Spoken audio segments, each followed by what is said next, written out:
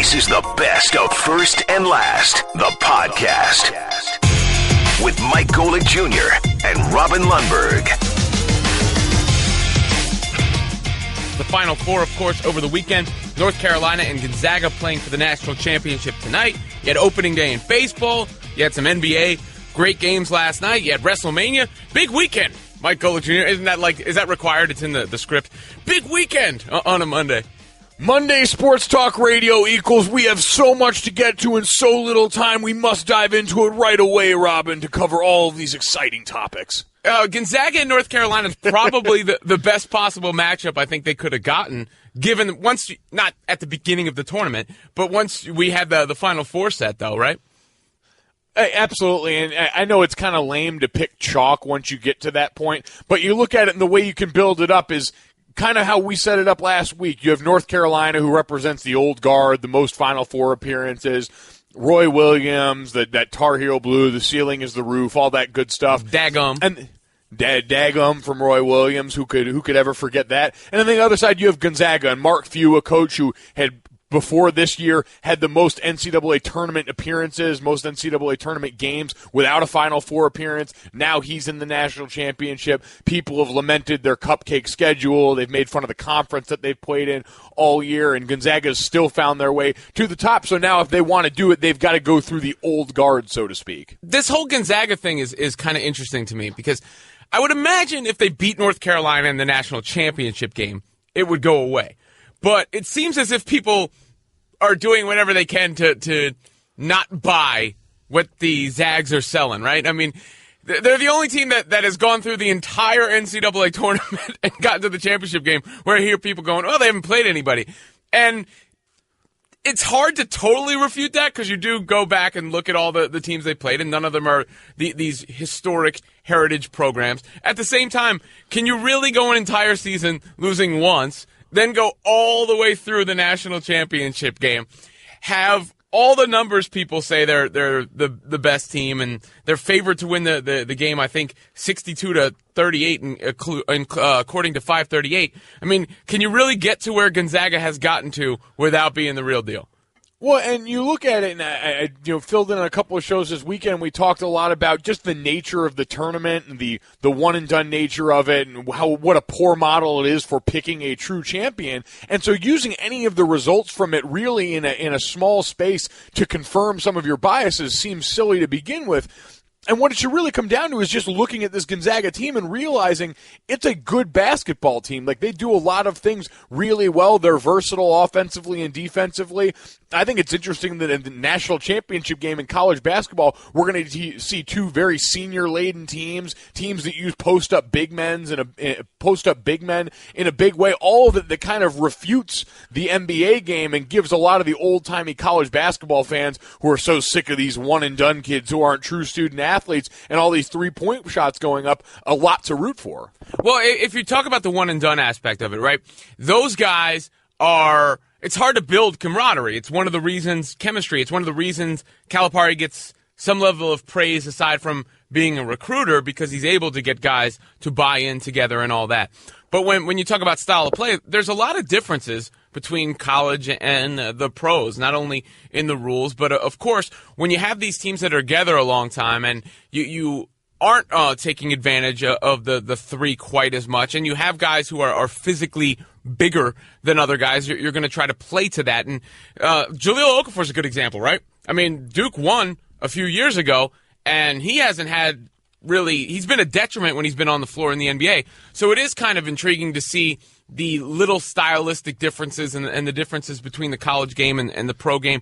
But it makes sense to me that the teams that have been together and the teams that have senior-laden or, upperclassmen are going to win, because if you don't have those star freshmen who are either together like a Kentucky team or one guy who's just going to elevate your entire roster, the best of the next crop would make the season best of the next crop would make sense to me. Well, and we saw it on display at the end of the Gonzaga-South Carolina game where you had Gonzaga making the right play to foul with just under 4 seconds left, up 3 to just put South Carolina at the line and force them to make the first one and then miss the second free throw attempt and try and get it off there, and they end up winning in that moment. some bit of late game execution that we saw plenty of time throughout the tournament doesn't always work out so well if you don't have a team that you can trust with a situation like that. We'll make that Straight Talk brought to you by Straight Talk Wireless. Best phones, best networks, half the cost. Of course, on one side you have Gonzaga, and they've been very good defensively. They scored at a high rate against South Carolina in the first half. Nigel Williams-Goss, very impressive in that game. And then you have North Carolina, who's always going to have a lot of talent and a lot of athleticism, right next to Kentucky, probably as the preeminent programs for just pure talent. Straight Talk Wireless, nationwide coverage on America's largest and most dependable networks. What's your read on the game itself tonight? Your early pick, since it is 4:08 and 37 seconds in the morning? Early, Robin.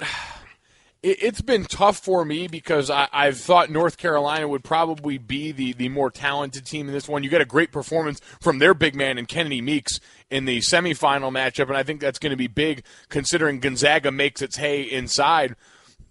I'm starting to lean towards the Zags, though. At some point, we just have to stand up and recognize that they are smart. They're able to compete in those moments, but this is just a good basketball team that can stretch you and challenge you in a lot of ways. They can suck you down with a lot of that attention inside and kick out two guys like Nigel Williams-Goss, who are very capable scorers. Yeah, and he was probing on Saturday, getting a lot of stuff done. Now, I believe this is funny because it's a little bit of a flip side of things, because I mentioned before 538, I believe, has Gonzaga as a 62% favorite. But Vegas, I think, has North Carolina as a 2-point favorite. Now, the difference is the analytics are played in, an algorithm is played into the 538 model, and some people are taking umbrage with their models because of the Cavs only having a 2% chance to win the championship. And with the Vegas one, all that plays into how they set the line, but also what helps them set the line is the public perception. And going into a game like tonight, more people are going to go, oh, North Carolina. Yeah, exactly. That's going to be the side people lean to, and for good reason. I said North Carolina, a lot of their strength, and we saw theirs. In the late games, you kind of saw the identities of both teams peak out, where North Carolina used a lot of that length, size, and athleticism to get some key offensive rebounds to put it on ice for them when Oregon was at the free throw line. But just in general, watching North Carolina basketball, especially with this group that's now been together for a while, has at times looks like a men's volleyball game where you just see the ball go up. And it may not always look pretty, but 9 out of 10 times they're going to come down with a big offensive rebound, continue to get second chance looks at the basket, and it's going to elevate them to the place that they are now, which is another trip back to the finals. First and Last, the podcast. Opening day of baseball was yesterday. Here's a curveball for you, Mike. My favorite story of the day may involve golf. I tell you, this one really has some legs for a lot of reason, but most importantly, because it involves snitching, and I hate snitching, so I'm always happy to call out a snitch. You are. You're into that? You're wearing the shirt and everything? I am, yeah. Snitches get stitches, man, every day around here. That's how First and Last goes. So if any of you out there are thinking, oh, I'm going to call Robin or Mike out on a misread or something like that and trying to get in our pockets, trying to take some of our cash, I'm going to let you know we're coming after you. Code of the streets and all that stuff. And whatnot, and so forth. First and Last, presented by Progressive Insurance. Callers on the Shell Pennzoil Performance Line. You can hit us up on the 1-800-Flowers Twitter feed. We'll get to that golf story in just a second, but I mentioned before the break some of the losers from the Final Four. Losers is a strong word, but I mean it literally, not like that they are losers, but their teams lost. One of them was Oregon and Jordan Bell, who had a great run through the NCAA tournament. So you sort of feel badly for him because he missed the opportunity to box out and perhaps snare a rebound for Oregon that allowed North Carolina to get said rebound and win the game. Here he was after the loss. If I would have just boxed out, I had 2 opportunities to do it. I missed both of them. We lost the game because of it. And you can feel how authentic that is, Mike, and also you just wonder, how could somebody be so beastly and so good at that one thing throughout the NCAA tournament run, and then in the biggest moment, almost just have a brain freeze, right? I mean, just almost be stuck in time. Yeah, we see it happen all the time with kids like this where you just red brain. in that moment right there. And I think that's why you heard so much of the shock in his voice after that game, because even he couldn't believe it. He understands the run that he'd had through this tournament. He understands how much his team counts on him. And in that moment, for it to fall apart in such a big way, that's exactly why it feels like the weight of the world came crashing down on him. And then in the other game, it was South Carolina losing, and Frank Martin, their coach, had become a bit of a star in this NCAA tournament. His comments being dissected, his exchanges with the young reporter from Sports Illustrated, and his tough guy exterior. Well, he gave us another side of himself after his team was eliminated. There's something powerful when you impact others. And what these kids have done is pretty special. When you get people to travel across the country by the masses because they believe in what you do, it's powerful stuff. And they've impacted our community in an unbelievable way, which is worth so much more than the score of a game. And you heard it was actually so I was doing a show I was filling in on. I think it was Dickerson and Hood that Saturday night before you and Reese came on. I heard you. Yeah. Before you guys came on. But it was funny. So we threw to this press conference to hear Frank Martin talk.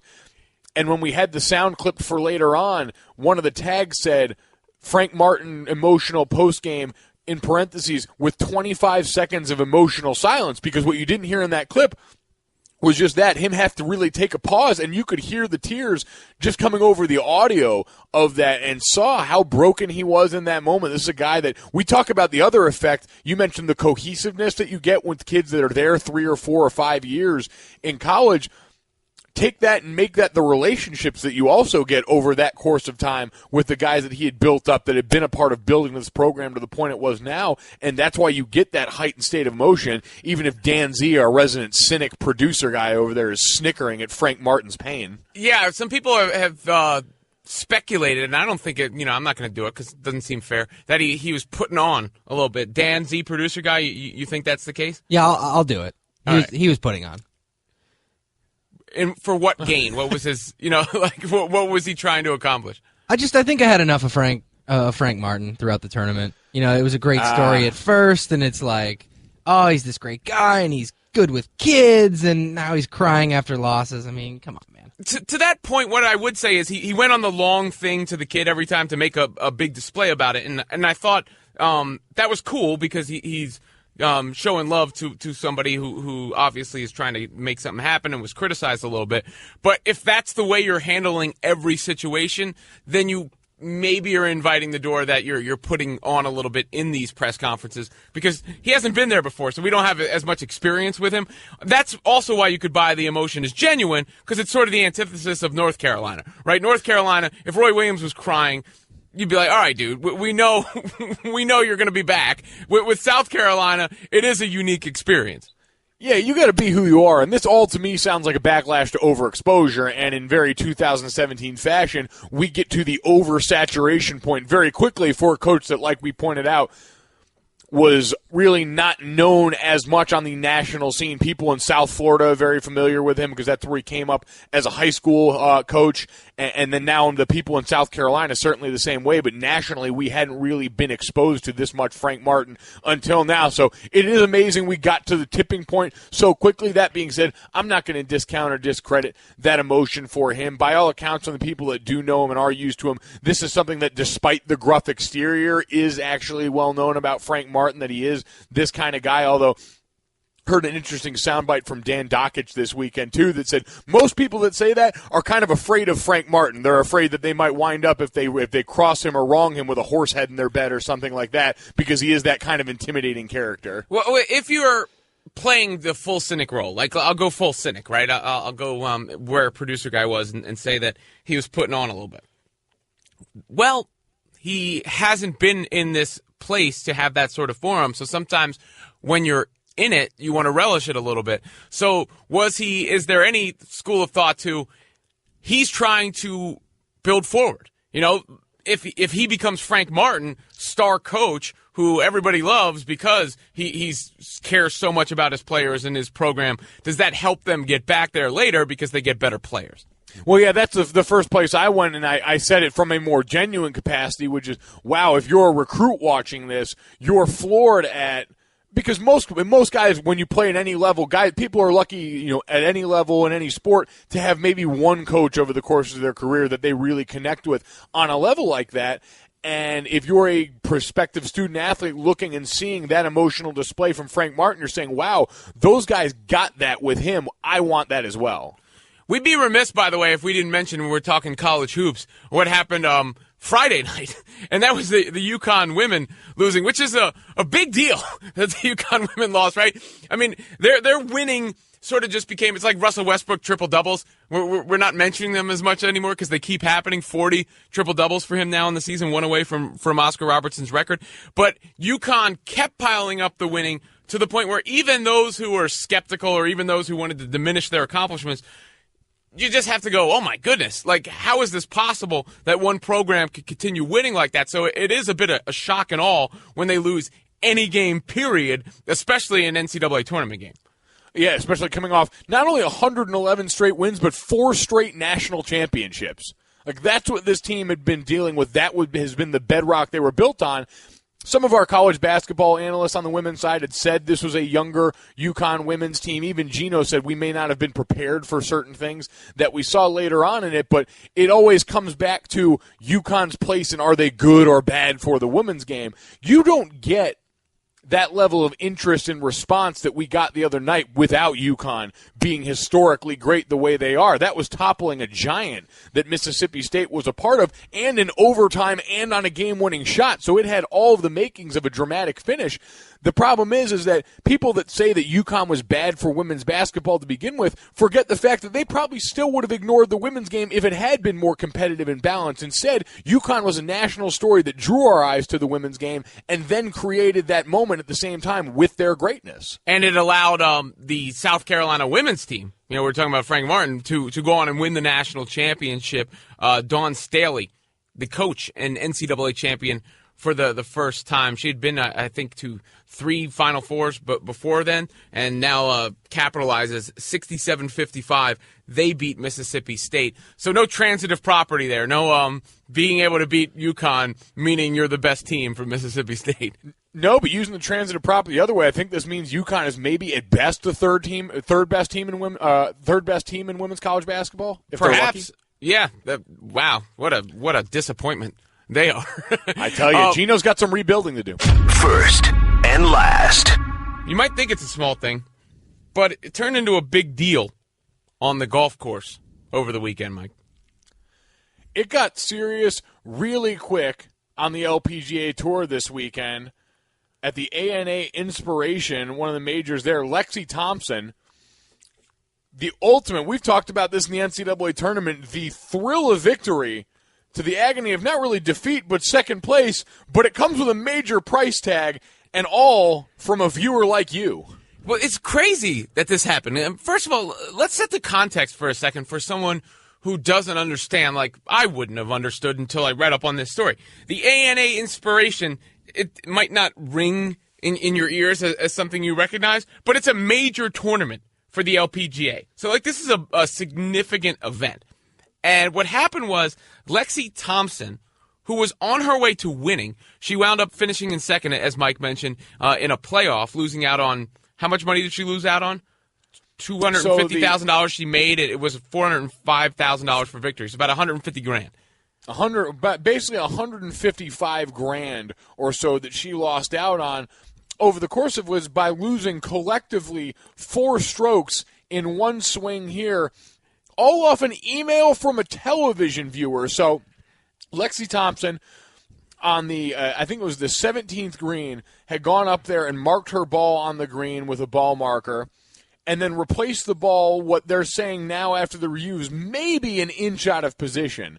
Well, a television viewer emailed them about this mistake. So the next day, she's out there playing golf, up 3 strokes, thinking she's going to cruise to first place, $405,000 in her pocket. Instead, she is approached by an official who alerts her that not only is she going to be assessed a 2-stroke penalty for the action, for the moving the ball moving out of place, but another 2-stroke penalty for turning in an incorrect scorecard. So now there's a 4-stroke swing. She goes down there. She's devastated. She's crying. She can't believe it, and still manages to go on and force a playoff where she ultimately loses after all this, somehow able to recover, but unfortunately it ends in a second-place finish for her. You know, this, I can take this two ways. First, I'll go my LOL golf way, which is, imagine this happening in any other sport, or, I mean, even if it happened in the Masters, but the idea that someone can email in and penalize somebody is just hilarious. Like, I don't know what compels that person. Well, that ball was not placed correctly, and they go ahead and email in. That is pretty lame. That's about the lamest thing possible. We talk a lot about certain fans, the kind that, go online and decide to heckle college kids or say hateful things or send, we saw one of the referees get death threats sent to him online. All those very serious things, and it's not quite at that level. But, man, if you're sitting at home deciding you're going to get your kicks by saying, well, the integrity of the game and this and that and the other about golf and go in, even Tiger Woods felt compelled to tweet, said viewers at home should not be officials wearing stripes. Let's go at Lexi. Win this thing anyway. So Tiger Woods coming at you guys, even though he can't play golf right now. Yeah, and it's like a day later, right? It's like if you went back and we have those NBA 2-minute reports. It's as if those changed the outcome of the game. If they went back and retroactively changed the game as a result, people would lose their minds and it would make what you saw fraudulent. So as lame as that is, I do have to say, there's part of me that, by the letter of the law, I mean, if we're going to sit here and repeat phrases like it's a game of inches all the time, and in a game of golf where it does make a difference, I've played mini golf before. I know, what is it, a club head away from the wall when it's on the wall? And I've tried club head-ish. I've tried to fudge it a little bit with my foot, maybe move it. It makes a difference. It makes a difference on how far back you can swing that golf club. Or, when you're close enough where you can just say, hey, it's an automatic make versus you actually have to attempt the putt. The difference between that can be an inch. So if we're talking about games of inches, and she did mark her ball an inch closer to the hole than it actually was, that's bordering on cheating. I mean, it's WrestleMania was last night. It's putting your feet on the ropes to secure the pin. Listen, and that's what makes golf so different, because Lexi was obviously devastated by this. And actually, how about this? Like, we think it's a steep enough penalty that she lost out on that big-time money, ended up finishing in second place. Had it not been for a rule change that golf made before last year, she would have been disqualified entirely. This would have been a full-on DQ from the tournament over something that someone called from home. That to me is otherworldly nonsensical for something that I'm reading the article on ESPN.com on the golf portion of our page that says was off by perhaps an inch. So they can't even eyeball this and say it's a full inch. Yeah. This is perhaps an inch. You talk about fudging on the mini golf course. I live in that gray area, Robin. That's where we all should live. And that's what makes golf so unique. Like, I remember back, there's that, you ever see that basketball commercial, the sportsmanship commercial, where the kid goes over to the coach and says, Coach, it went off me. I need to tell the ref, and goes over and tells him it went out of bounds off him? That's the equivalent of what golfers are asked to do all the time, being put into another sport, and it's ludicrous. I can never identify with that. I hear that lame phrase, like, it's a gentleman's game all the time. I agree that it's lame. I said it before. It's lame that this can happen because of an emailer or a texter. I don't know. Do they write letters? I mean, how far can you take this? What if a carrier pigeon took this to the officials and a week later they went and changed it? But at the same time, I mean, I understand. I'd like to see what golfer people feel about this. I know we got Tiger Woods' opinion, but Tiger seems okay with cheating. I think in this case, We want to see. I want to know what golfer people think of this. Like, what is a golfer person called? Golfers, I guess. Just think of this. Yeah, I believe they call them golfers. Golfers would be the layman's term for it. What I want to know is, you mentioned the 2-minute report, and it's apt. I think we should release the name of said informant here, because if this guy's out here wearing a wire for the LPGA, I think his friends and family deserve to know that they're in the presence of a snitch. Mark it 0. You know, as far as this guy, I'm picturing the dude from Happy Gilmore. You know, the guy who's following him around, yelling at him on every because Shooter McGavin's paying him off. And he wants to go to Red Lobster. You will not make this putt. I would prefer that. At least this. You know what this is? This is the internet comment section deciding that they're going to have a say in the outcome of a sporting event. It's not the guy showing up to heckle Happy Gilmore in person. It's not the guy yelling mashed potatoes after Tiger hits one off the tee. This is someone who doesn't have the stones, the gall, to put it on the line in real life. So they're going full internet commenter, full Twitter troll on the LPGA and on poor Lexi Thompson. You know what I need to see? I wish this guy filmed himself doing it, because I would like to know, like, his process. You know, did he immediately notice it and go, that's not the correct mark? Or did he rewind it? Did he go in slow motion? You know, did he zoom in? How did he determine that she marked this ball incorrectly to the point where he thought it was egregious enough for him to write an email in to ultimately cost her the championship of this tournament? I picture it like either like A Beautiful Mind or Charlie from Always Sunny, whichever, where it's a room full of yarn and connections and angles and all of these things that he's laid out, this being his grand scheme, this being his masterpiece that ultimately resulted in someone else losing out on over $100,000 and no sort of benefit. It's not like the LPGA is going to send him an award, a pat on the back, even a thank you card. He's going to get nothing out of this other than knowing that he ruined someone else's weekend, which is beyond petty. So I hope you enjoyed that, informant. But for him, he thinks justice was served. He thinks, you know, now that, you know, you can't mark your ball in front of where it actually landed. I mean, let's be real. I don't need to be real. I don't need any of that up here. What I need is the name of this informant so we can inform his family and friends that they're in grave danger right now. Thanksgiving will never be the same with that guy at the table. This is golf, not a rock concert. First and last. McGee is going to take a 3, and he was fouled by Brandon Jennings with 4.8 seconds left. And now some jawing and talking. So JaVale McGee, talk about an odd way to end the game, will shoot 3 free throws. Yeah, couldn't be odder. And I think it was Jennings' way of saying, you know, what are you doing that for? 137-115. The call on Federal News Radio as the Wizards fall to the Warriors. And the reason for the foul was what was speculated there. And we were talking about sportsmanship with the Lady Golf Tournament and Lexi Thompson and what happened to her. And there's the poll up on ESPN Radio right now. You can vote in on that. But this is an age-old sportsmanship debate in every sport, really. And that is the etiquette of running up the score. Because Brandon Jennings unhappy that JaVale McGee is shooting a 3 with the Warriors up a ton at the very end of a game and decided to let him know he wasn't too happy about it. Yeah. This one, to me, is always interesting because this is another age-old thing as far as when you're supposed to take your foot off the gas. And to me, the answer is usually never.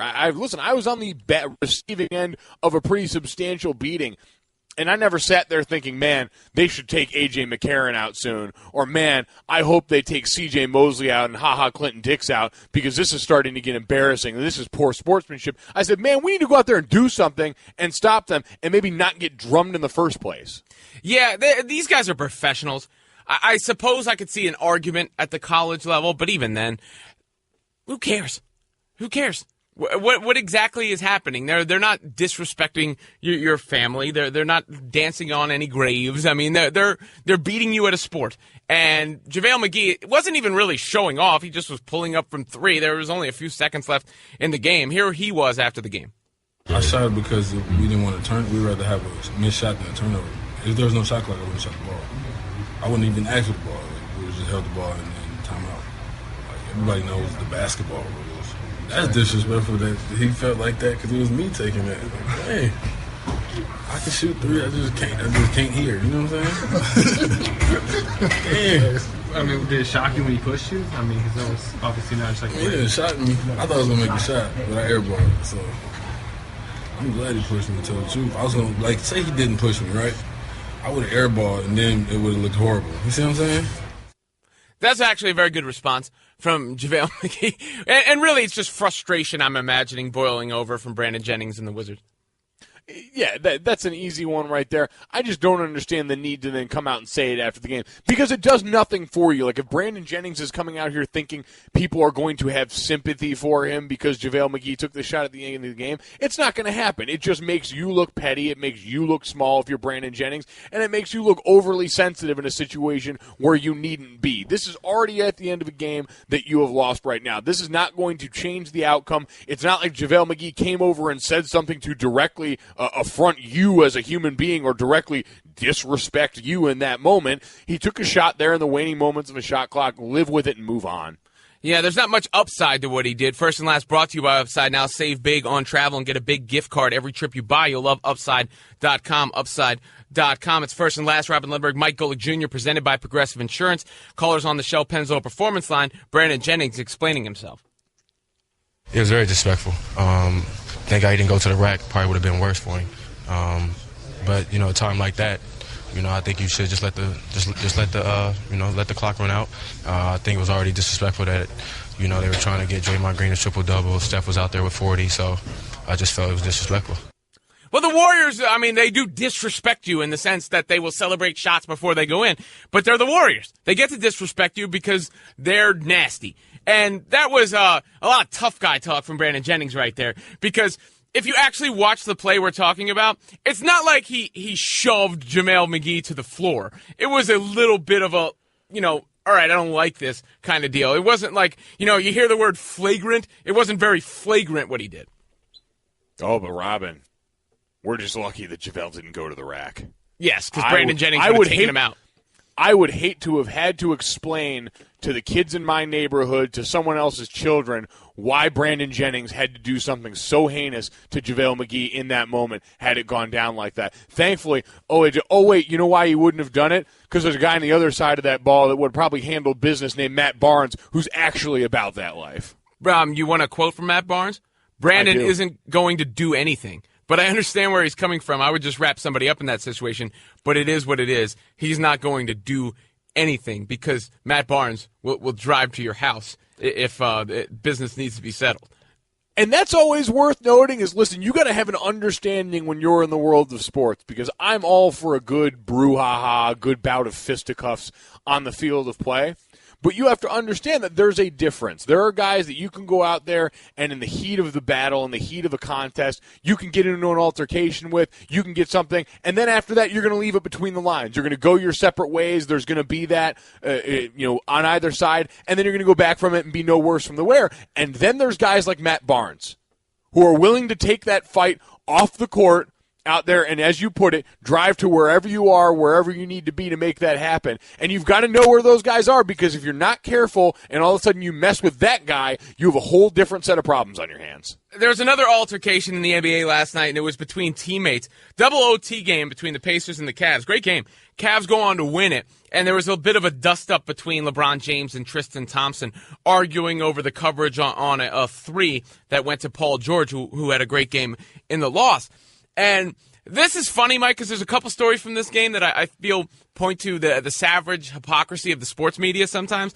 One is going to be the coverage of LeBron James's minutes. LeBron logged 52 minutes last night, which is a lot, probably too many, but in large part due to the fact that the game went to double overtime. And I find it LOL that people will say, oh, LeBron's playing too many minutes, and they happen to be the same people who are lamenting the resting in the NBA. And then when it comes to this Tristan Thompson, LeBron James verbal altercation, all the time you hear about players not wanting it enough or not caring enough, and then those same people might criticize this sort of thing, which seems to be a momentary, in the heat of battle, thing between two teammates who later LeBron apologized for what he said. I was a little bit too demonstrative at that point in the game. He worked hard for our team. He's a big-time player. But the way it came out, it wasn't a good look on TV. But, I mean, these sort of things happen in competition all the time between teammates, coaches, players, etc. I can't believe this is a headline. Like at the top of our NBA page, it says, LeBron sorry for yelling at Thompson in huddle. You could probably find that in every game, especially the way the Cavs season had been going. And all those things LeBron said there are true about Tristan Thompson. And you know who knows that? Tristan Thompson. He understands the value he brings to this team. That's why they gave him all that money. That's why he's been such an important part of their team and of their championship run last year. I don't get this at all. Guys blow up on each other all the time. That's the language of sports.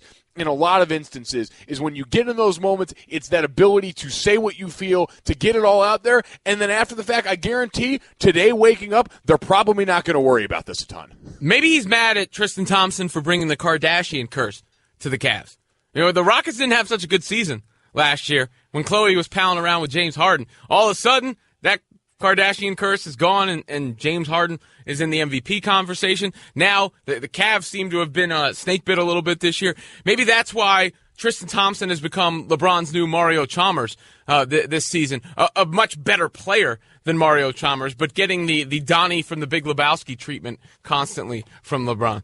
Yeah, green mushroom Mario Chalmers here, the one-up Mario Chalmers in a lot of different senses. But you're right, maybe now he realizes that instead of blowing up on him, that's not going to have the desired effect. He can put an arm around him and say, listen, Tristan, you know, I understand this feels like a good idea right now, but we really need to think about the long-term health of this team. And James Harden's the perfect example. You can be a great leader and use examples of other guys that you've seen fall victim to a similar circumstance. The Cavaliers and the Pacers, Cavs wind up winning, which sets up a nice little race for the one seed in the Eastern Conference as Boston now leads Cleveland by a game. They play later this week. One thing I did notice from last night's game, too, that sort of struck me is the mano-a-mano duel between LeBron and Paul George. If that deal was on the table, did the Celtics really mess up by not pulling the trigger? Because imagine how we'd be talking about the Eastern Conference right now if the Celtics had flipped that draft pick for Paul George and they had a player like that on their team. And it's amazing considering the charge that the Celtics have made, the fact that they've got the half-game lead on the Cavs going into that final matchup, all those things considered. First and last, the podcast. You know, if you're a baseball fan, I get the excitement behind opening day because something that you love is back. It talks of, you know, for regular people, the weather, right? It signifies the turning of the weather, I think. So it's like, oh, baseball's back. That means it's about to get warmer. But if you're a baseball fan, like a baseball nerd, and a lot of times those two things go together because if you play fantasy baseball, I don't know how you also have a full-time job. But it shows you that you're about to have product for 162 games of a season. Like a lot of product is coming your way. In droves. And for the rest of us who sit there, we talk about it all the time with baseball. It's hard to really get too up in arms about any one result or outcome because you understand it's just a drop in the bucket. But you're right. Opening day, it's about that nostalgia. It's about that feel. And I think we heard one of the calls there was St. Louis win over the Cubs in dramatic fashion in that first matchup there. But for Chicago fans, when they go home to that first home opener, the different feel you'll have around that city where there had been plenty of hope around this new team and the talent they had put together, their young core, but now that they'd cemented it, now that they've lifted the curse and all that, I think that you get an even more added celebratory factor to everything going on in Chicago, even after the parade, even after all that wore off. Now you get a team that gets to go out there and by many of our experts early has been picked to probably represent in the World Series again this year. You know, a producer guy wrote on my screen, did you just imply that baseball fans aren't regular people? When I say nerd, I don't mean that as a negative. You know, we're all nerds for something. I'm a self-described nerd. But if you are the person who is playing fantasy baseball, who is watching every single game your team plays, you're a bit of you're on that extreme. You're a baseball nerd, just like somebody who is watching every superhero movie and going to the comic book store every week is a comic book nerd. It's so on and so forth.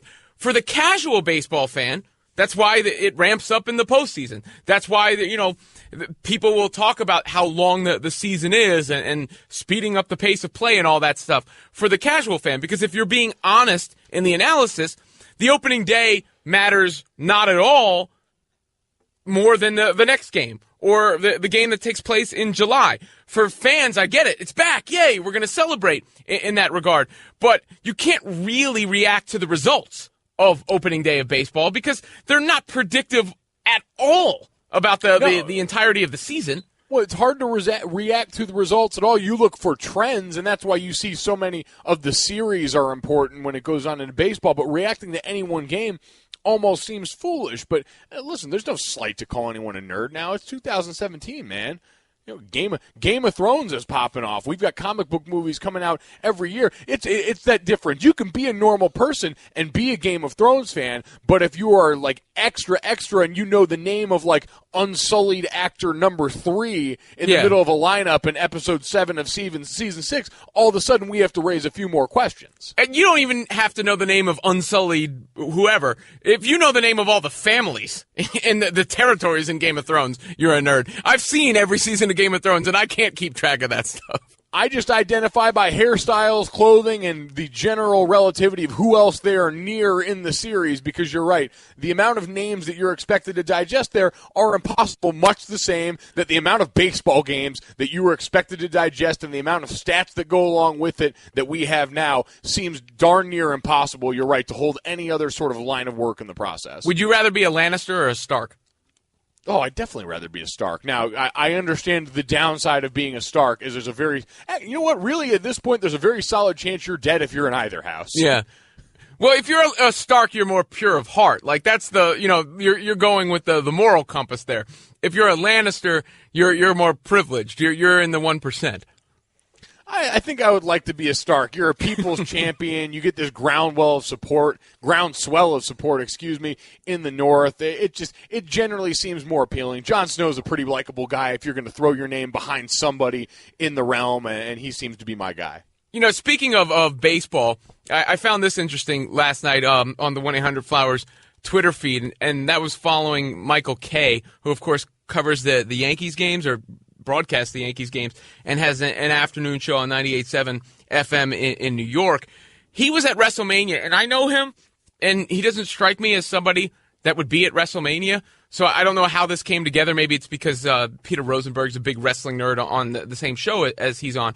But he was live tweeting WrestleMania last night, which shows you how that nerd culture of various types has infiltrated pop culture, period. Where you get all the niche things that have a big, huge cult following, and they wind up becoming mainstream. Because there was a time where talking about wrestling would be totally taboo. And now I saw Sports Illustrated tweeting about it, Bleacher Report tweeting about it, ESPN tweeting about it last night. Now if you're not tweeting about or covering WrestleMania, you're not in the know. We cover it on our air all the time now. That's how big and mainstream this has gotten. But it's just like any other event in sports. When you see everyone crowded around what it amounts to another screen now. I heard someone talking about watching, it might have been Doris Burke talking about watching one of the games this weekend on both screens, my computer screen and also my telephone screen where I had Twitter open. It's another way to consume the product, and this is another event that people can all gather around in that communal feel and be a part of something. I got a new phone, and I got the bigger screen. I went with the plus size because of that very reason, because I wind up watching stuff. My kid is wanting to watch, last night it was Gorillas he wanted to watch, so I'm watching basketball on my phone. But I didn't go get a new phone on purpose. I had to get a new phone, Mike. Did you know why? I saw a tweet that hinted at something, and I think I have an idea, but I need to hear the reason for myself. Yeah, my same son, who was pretending he was a gorilla running around the house last night, he thought it was hilarious to take my old phone and throw it in the bathtub. He and I disagreed on the level of hilarity that ensued when he threw my phone in the bathtub. Sounds pretty funny on my end. I would like to see an encore performance from him later today. So many people were probably watching, opening day baseball on their phones that's all we have, right, is different size screens. Really, that's how we consume things. We have the phone screen, we have the tablet screen, we have the television screen, we have the movie screen if you're really, balling, and you can have a personal movie theater. But they're watching opening day baseball and WrestleMania and all that. Real quick on speaking of big screens, a lot of times at stadiums, there's proposals, and I know you're not a big fan of the stadium proposal. Is it okay how John Cena proposed at WrestleMania last night? Apparently carrying an engagement ring around with him during his match in the pockets of his shorts because he proposed to whoever is, I think her name is Nikki Bella or something like that, after their match last night. Is that acceptable when you're actually a participant to do a stadium proposal? I still don't think so in the midst of the competition. It's one because I've seen plenty after where it's just family and friends out on the field after a game and the crowds have already gone home. It's not this grotesque spectacle anymore. But forget that. I understand you're John Cena and you've got it like that at this point. You're a made man. But being that cavalier was something that I'm sure wasn't cheap. Again, coming from a made man, to just throw around out there, to risk either damaging or losing altogether, and then you ruin your whole entire plan. I don't really understand that. It just demonstrates to me a bit of a lack of foresight. I'm glad it worked out for them. I'm glad they're going to be happy, this, that, and the other. That's all fine and good. But in general, I just think it's a lot of risk for a great reward, but one you could go about in a much smarter way. To me, it shows why all shorts should have pockets. I hate when shorts don't have pockets. First and last. I remember the Undertaker's first WrestleMania match. It was against Jimmy Superfly Snuka, and then he won like 21 in a row, I think it was, and didn't have a great winning streak at the end. I guess because once he lost, it's a lot easier to make him lose again at WrestleMania as he did to Roman Reigns last night. Exactly. Pandora doesn't go back in the box after that, so there's no reason not to use that as another plot device there because this is entertainment, baby. That's what we're all about. Now, speaking of WrestleMania, if you want to, blend sports and entertainment as they do, there was a sportsman at WrestleMania last night, and that was Rob Gronkowski, who you brought this up before the show. I didn't even think of it. He came into one of the matches early and speared somebody, what have you, just a part of the show. And plenty of professional athletes have participated in WrestleMania in the past. Some of them have actually wrestled in big-time matches. But you mentioned that it might not be the thing that the Patriots like the most. It just seems so anti-Patriot, what we're used to seeing out of that organization, which is generally personality sapping. It gets you in there, it indoctrinates you in their way of doing things, and you understand, all right, the price to pay for being a champion, for getting to win as many games as you're going to as a New England Patriot, is you're going to have to be a little bit more subdued than you usually would, with the exception, notably, being Rob Gronkowski, because he's been so otherworldly great for them, but as we've seen that skill set start to not necessarily diminish, but get hampered by injury more and more, now on, I think what was his third back surgery, one that you hear a lot of doctors say most guys aren't able to have that kind of surgery as many times as he's had and come back and function the same way. To go out there and in a move that now I have to imagine that this was something that was run by the Patriots before it was even a thought, a twinkle in their eye that he could actually be out here in the ring. But that being said, there still has to be part of Bill Belichick, the controlling head coach, that looks at this and says, man, I'd rather not. Rob Gronkowski has had the type of injuries, and I don't say this with any pleasure. It's a bummer. Anytime this happens to a great player, but he's had the type of injuries where eventually they're going to catch up to him. And his performance is going to come down because he's been a monster when he's been on the field, and maybe that has been the equalizer. Maybe that is why he can be, chugging beers on Girls Gone Wild or whatever he's doing and showing up at WrestleMania, and it's all cool and well and good with the New England Patriots. But we've seen them. We've seen them take their veteran greats before and chew them up and spit them out. And their MO is to trade them right before that happens, right? Right when they're still good before that happens. So Gronkowski is perilously close to that territory, whether he was at WrestleMania last night or not.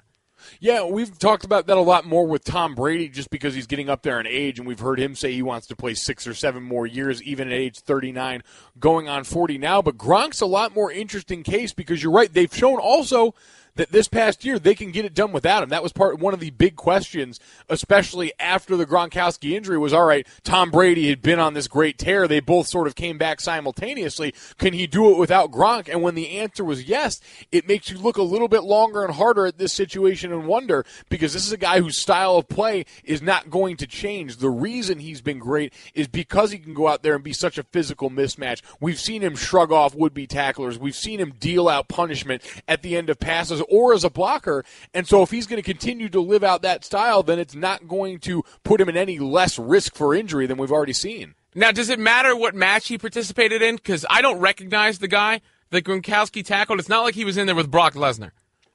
No, and you see the hit, and it was Gronk getting in sort of a pseudo stance. I mean, tight ends have sort of funny, tight stances anyway that offensive linemen, as guys who professionally do that stance thing, sort of chuckle at in our own right, but gets down in the stance, goes out, and basically just gets a running start and runs into a guy. He wasn't asked to perform anything elaborate. There was no leaping. There was nothing that I thought was going to compromise it, but with a back, we've heard of guys, Tony Romo's one that had to stop golfing for a while because of a back. And so if you're afraid of something like rotation or contact in certain instances for a back in that light, I can't imagine this is something that's necessarily, looked at positively as part of the rehab process. Speaking of golf, that ESPN radio poll, most people do not look at it positively what the snitch, the tattletale did. If you missed it, Lexi Thompson over the weekend was way ahead in the ANA Inspiration Tour, which is a major on the LPGA Tour. But she wound up coming in second place because she suffered a 4-stroke penalty due to a viewer emailing in that she incorrectly marked her ball, that her ball was maybe an inch or so, or a little bit less than an inch, away from where she actually marked it. And the results are staggering. 85% say she earned the win, while only 15% say that it's cool that the fan tattled and informed them that she broke the rules. That's 15% too high as far as I'm concerned. That being said, I am proud of the majority of our audience for being on the side of right. And that's probably understandable because I have to imagine that, like myself, we have a lot of amateur golfers out in there who, listen, we've all pulled out the foot or hand wedge every once in a while to help improve a lie. And so why are we going to begrudge her an inch that was more than likely accidental? These golfers are so ingrained and indoctrinated in the right way of doing things, in this strict code of self-enforcement in their game, that I can't imagine this was something she did willingly to disregard the rules. But then what's the point of a mark? Like, if your mark is there, isn't that where you place your ball? Oh, listen, these greens are basically like glass, Robin. So you put the ball down there, maybe it moves a smidge, and you go to look at your scorecard to check something else to assess the situation, and it moves without your knowledge, and all of a sudden you're in the heat of the moment, you don't notice it, and then you're sitting there now out $150,000 because some at-home vigilante on his laptop, his or her laptop, I should say, I shouldn't discriminate there, decides to take matters into their own hands. That sounds very convenient. That's like distracting the referee so you can hit your opponent with the chair. I mean, like, that doesn't bother you at all that the ball was incorrectly placed? I get the process of how it came down. Let's say an LPGA official had penalized her on the spot. Would you have a problem with that? No, because that's his job. It's not your job, John Q. fan at home, to do that. And I'm kind of always falling if you ain't cheating, you ain't trying camp. And this is pretty minuscule in that edge, trying to look for the edge right there. She's trying to be the New England Patriots of golf. How do they allow fans to do this? What's the protocol? Like, do you have to undergo a process? Do you have to, go through a testing thing to be certified as an official from home, or anyone as an official? Because I guess they have to certify what you did, right? He emails in and says it, and then they go back and look at the tape. I would like to think that the PGA and the LPGA aren't going to be complicit going forward in this type of, cockamamie nonsense, but at the same time, I could very easily see that hotline number at the bottom of the screen. If you've got information that might help us catch one of these rule breakers, please call or email at this number or this email address. Yeah, it would happen in golf, though, again, because it cracks me up, like even golf announcers with it. Well, it approaches the tee, and, there. Beautiful shot to the fairway. Just an inch too far. When your announcers are like that, then you're going to get an audience who's tattling during one of your major events. Thank you for listening to the First and Last podcast. You can listen and subscribe to all ESPN podcasts in the Listen tab of the ESPN app. First and Last.